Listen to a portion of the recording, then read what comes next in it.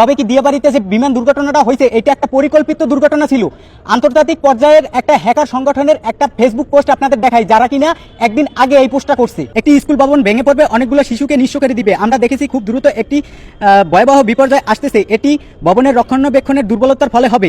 আমরা এই ভয়াবহ বিপর্যয় এড়াতে আমাদের যথাসাধ্য চেষ্টা করব। হ্যাকার সংগঠনটি এই পোস্টটি একদিন আগে করছে। আপনাদের মনে হইতে পারে যে এই পোস্টটি দুর্ঘটনার পরে তারা এডিট করে লিখে দিয়েছে।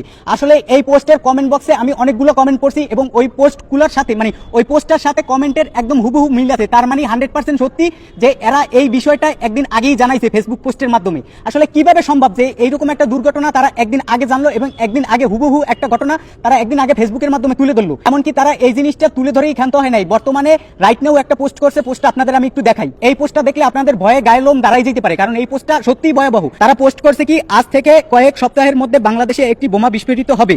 আমরা নিশ্চিত যে উল্লিখিত দেশের শত্রুরা বর্তমানে ষড়যন্ত্র করছে। হোটেল এবং হাসপাতালগুলি প্রধান লক্ষ্য।